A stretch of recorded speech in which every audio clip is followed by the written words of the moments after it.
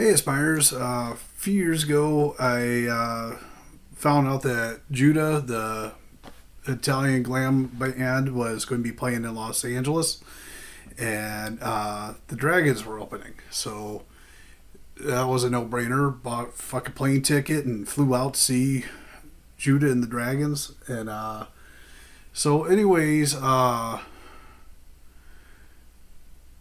I never heard of the opening act, Hammered Satin, which you, you know.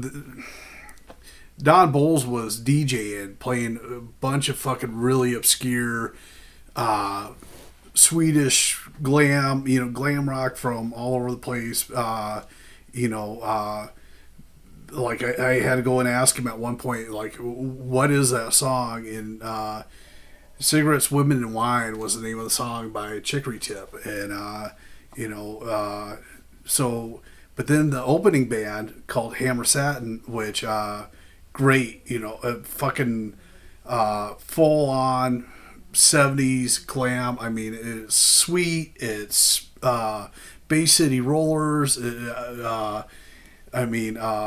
Just great, Bowie-esque sort of platform shoes and glitter and capes and, it was fantastic. And so that night, I bought their LP and 245s from them, and love the band, and first time I ever heard of them, first time I ever saw them was that night, and so they got a new 45 out that's just come in the mail. I pre-ordered it, and it came in the mail yesterday. The new Hammered Satin. Sorry about the glare.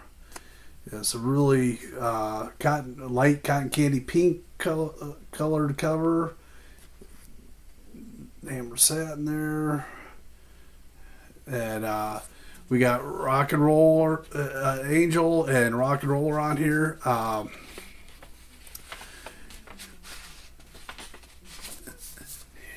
this is thick. This is a really nice, really thick, nice, heavy 45. So, I don't know what's up with this. Looks like we have two A-side labels. Look, I'm flipping this over for you. A-side there, A-side there. No B-side label on it. So, I think this is a factory mistake. I've listened to it. Yeah, it is, Rock and Roller on one side and Rock and Roll Angel on the other. The label... I don't know if I got a Weird Duck one or what, but, so anyways, there's been some lineup changes in Hammered Satin over the years. I don't know if you recognize this white bearded, skinny, short little Santa Claus looking fella, but that's Don Bowles, the legendary drummer of the Germs. He's an icon. Hero of mine. I talked to him a little bit that night. Like I said, he was DJing, and I went and asked him what he was playing or whatever. And, really a sweet guy in person. Really just a top-notch guy. And, I've gotten to meet a lot of my heroes, and there's only one instance where I could say that a hero really disappointed me and, was just kind of rude and an asshole to me. But anyways, you do get intimidated meeting your heroes because what if your heroes aren't in real life who you thought they were in your head of, but, Don Bowles, awesome guy. I'd love to just be able to bullshit with him for a while. But Noah, the front man, he's been able... Noah's got a passion for this glam rock shit. And I think we all have a little bit of glam love in us. This thing that we're into, if you're into punk and roll like I am, like it really kind of fucking kicked off with Johnny Thunders and the Heartbreakers. But where did Johnny Thunders come from? He come from the New York Dolls, with glam up your ass. I mean, like Sil was telling me that the couch from the New York Dolls album cover was a couch they found in the trash, and they just had some like. Sil was into fashion and shit, and he had these bolts of like satin, nylon satin style fabric that they covered the couch in. That they took the photo of on the front album cover of the New York Dolls first album. So, and Sil told me all kinds of crazy stories. Great guy. You know what I wish Sil could have done? Sil had all these great. Like I spent a few days with Sil. And he would tell a story, and then he'd start playing a song, or he'd finish a song and tell you a story. And really what I wish Sil could have done was just a one-man show, gone out on the road, him and a guitar and an amp, and where he'd tell you a story and then play a song or whatever. He was telling me the story about You Can't Put Your Arms Around Memory by Johnny Thunders. He said, like Johnny Thunders was watching Honeymooners, and Ralph Cramden put his arm around his wife. Is like, Alice, you just can't put your arms around a memory. And Johnny is like, man, that's a fucking great name for a song, or that's a great song, and that's where it come from, was Honeymooners. And then he played it for me. And then he's telling me stories about, Velvet Underground and playing me Velvet Underground songs. And then, he's telling me stories about, this, that, the other thing. And, like one of the best unique moments I've ever had with any famous person. Nobody was there. It was just me and Sil. I've got no way of ever proving this to you guys or whatever, but Sil was in my showroom at Sioux Guitars and playing some of my amps and whatnot. And he starts playing Jet Boy, and I start doing the clap and just instinctually. Because I've listened to Jet Boy so much over the years and whatnot that I just started doing the clapping part. And he looked up and winked at me, and it was just this moment between me and Sil. It was just a perfect moment, and I'll always remember that. And he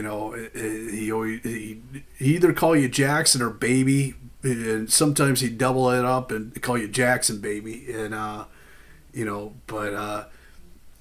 so meeting your heroes like that, it is intimidating because, like I said, I've had one experience where things went wrong, or it didn't go wrong. I just, a guy I really looked up to in a band that I used to worship, he really disappointed me. He was just a fucking asshole, just whatever, so anyways, the only time I ever got starstruck, though, it was when I met the Cramps. I had a fanzine when I was a kid called the Teenage News, named after my favorite song off the Dolls' Red Patent Leather album, and Sil told me the name Teenage News came from a Gary U.S. Bomb song. I'm sorry, not U.S. Bombs, Gary U.S. Bond's song, where he's singing about, they got this and that, and they got the Teenage News, and Sil's like, that's perfect name for a song, and, but anyways, I had a fanzine, and I had a connection at Epitaph Records, who is now married to a really good friend of mine, but I was trading ad space in my zine with Epitaph. They'd float me free records to review and whatnot. and if one of their bands was coming through, they'd get me, press pass and whatever. And so, Gas Huff. Well, this was when the Flame Job album came out, and Epitaph did the vinyl press. I don't know if Epitaph did the CD on that, but I know they did the vinyl pressing, the original vinyl pressing on red vinyl. But Gas Huffer was on tour with them, and I got a press pass to go meet them and interview Gas Huffer. I was not guaranteed any sort of time with, or it was made clear to me, this is to meet Gas Huffer. Okay, well, I get there early and whatever, and fucking Cramps show up, man, like Lux and Ivy, and and their manager talked to me a little bit. Their manager told me like all these things you can and can't ask the Cramps. And this was pre-internet. Like nobody knew their names. Nobody knew their birth dates or how old they were. Like the story was they were born sometime in the 40s or whatever. But at that point the Cramps were wrapped in mystery, and and fans like me just kind of fucking respected it, man. Like I don't care what Lux Interior's real fucking name is. He's Lux Interior. I don't care how old Poison Ivy is. She's a fucking rock and roll goddess. And, so anyways,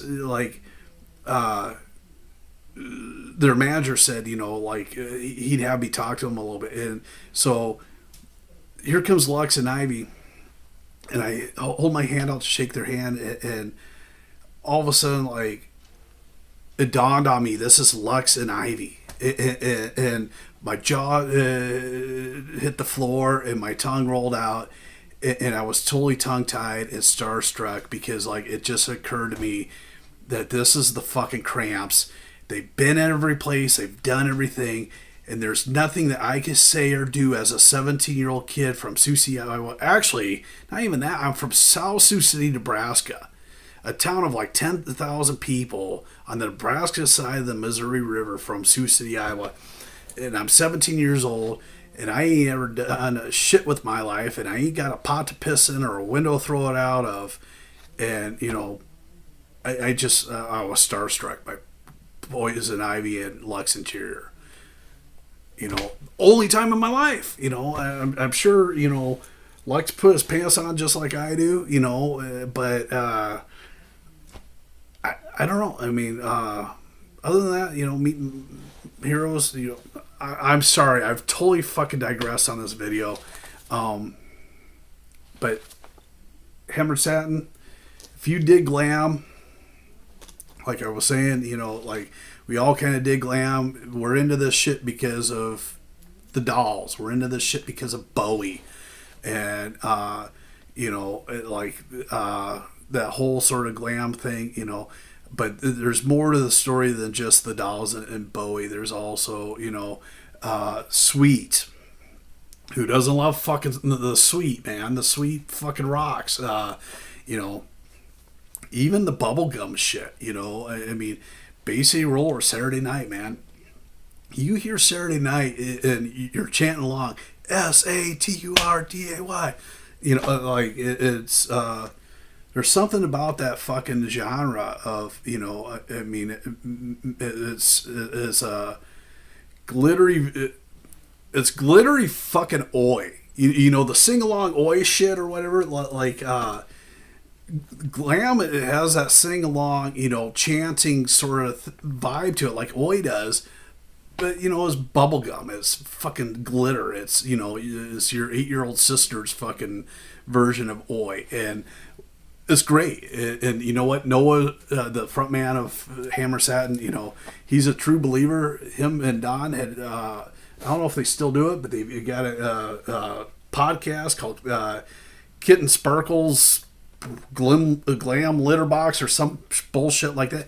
I'll put a link in the description of this video.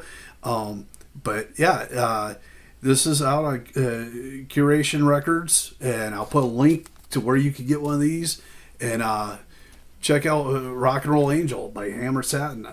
go pick up this 45. Thanks for watching.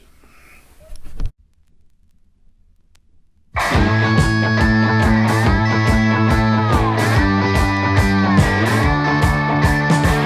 me tell you a little stuff on the matter. Rock and roll.